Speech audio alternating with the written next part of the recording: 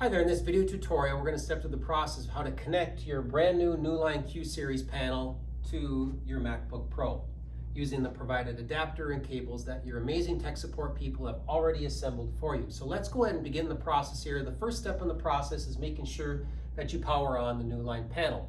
In the bottom right hand corner there's a little power button. Just go ahead and select that one time. You'll hear a little clicking noise and it takes about 30 seconds for the panel to fully boot up. So while we're waiting for that, I'll talk about some of the connections that are connected to the panel in the back. So first of all, I'm just going to take this adapter and unplug it. The two cables that you will find connected to the back of your panel, and it's good to know for troubleshooting purposes, is you have an HDMI cable that will be plugged into this provided adapter for you.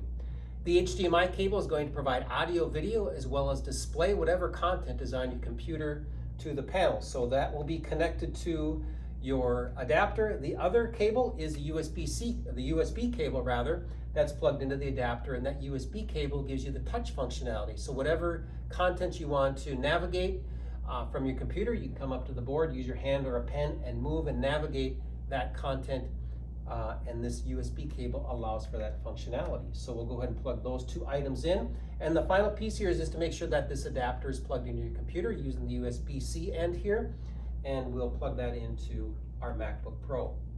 So there you go, those are the connections.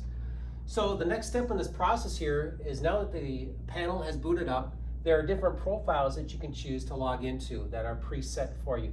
The one that you're almost always going to use is going to be that teacher profile. There is one for a sub and a guest as well. So the purpose behind these profiles is, as you work with the panel and you adjust your settings, it's going to save to your profile, so you don't have to adjust those every single time that you log in. So you'll choose teacher, and then the super secret password is 728. So it's 6 digits, so we'll type that in here and it'll bring us to our home screen. So off to the left here on our home screen, there are some of the different applications that you can use on the panel. A browser, this board has internet capability, Wi-Fi built into it, so you can use the internet right from the board without being connected.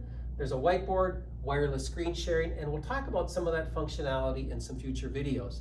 But the one button that you'll notice up here says computer, and that will allow you to switch from the panel to display content that's on your computer. So I'm just going to go ahead and select that, and I'm going to wait just a second or two for that to boot up and switch that source. Now, if it doesn't boot up right away, one of the things that you may want to do, and this is a good troubleshooting tip, is make sure that all of the connections are plugged in to the adapter here, as well as your USB connection into your computer. In some case, you might have to unplug those and plug them back in for that signal to come through. So here we have it. I'm connected to my panel. I can verify that I have the touch functionality. I'm able to move my screen around and navigate the different menus on screen here. So off to the right hand side, you'll also notice that there's a little floating toolbar here that allows you to go back to that home screen. So if I select that little white button, which is the floating toolbar, there's a lot of different options here, but the one at the top is a little house or the home. So if you go ahead and select that little home button, again, it brings you back to this home screen here. Again, I chose the computer option to switch source, but you'll also notice over here on the right hand side is a little source preview window. This source preview window shows what's connected behind the panel. In this case, it's showing me HDMI 2 is lit up, and all the panels should be connected to HDMI 2. So another way is I could select HDMI 2, and it'll give me a little preview window here of what's on my computer. And if I want to show this information here, this content full screen, I just select that one time and it'll take it back to full screen. So a couple of ways that you can navigate switching between your panel and your computer. Select the computer button or choose HDMI 2 here and then select that preview window and it'll bring it to full screen. Now, as you're working with the content on your screen, maybe the first time that you connect your computer to the panel, maybe the font size is too small or the display settings just are maybe hard to read. So one of the things that you want to verify and check is your system preferences to make sure everything is set properly. So click on the apple in the upper left corner, click System Preferences, and then in the menu here, it may be hard to see in this video, but there's a display option for you. So go ahead and select that. Under the Display tab, you want to make sure that it's optimized for Newline, and under Scale, make sure you choose the second option from the left. That's going to give you probably the most accurate quality that you had with your projector in terms of text size.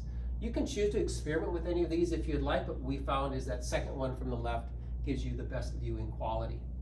The other setting that you want to check is the audio setting. So again, we'll go back to the Apple, we'll choose System Preferences, and this time in the menu, you want to look for the sound icon. So we'll go ahead and select Sound, and by default, it's probably set up for your MacBook Pro speakers. You want to make sure that you choose Newline, and once that highlights, you can close that window out, and we can test this out. Here we have a little video.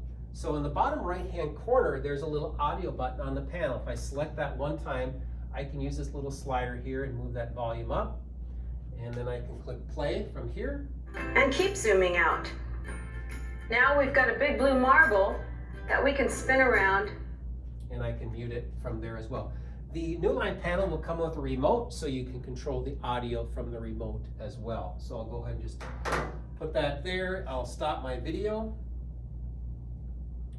There we go. So let's talk a little bit about when it comes time to power this thing down. So again, I like to use a little floating toolbar here. I'm going to return to the home screen. And in the upper right-hand corner, there's a little arrow with a door on it. So I'm just going to go ahead and select that. It says, are you sure you want to log out? So I'm logging out of my profile that I logged in here, that teacher profile. So I will choose log out, and it brings me back to this profile screen. On the bottom of the profile screen is a little power button. It asks me if I want to start, go to sleep, or power it off. I will choose power off, and I'll just confirm that here by choosing turn off. I can perform that same functionality here by using the power button in the bottom right-hand corner. So there you have it, the basics of turning on the board, getting it connected to your computer, and adjusting some of those audio and video settings. Thank you for your time, and good luck.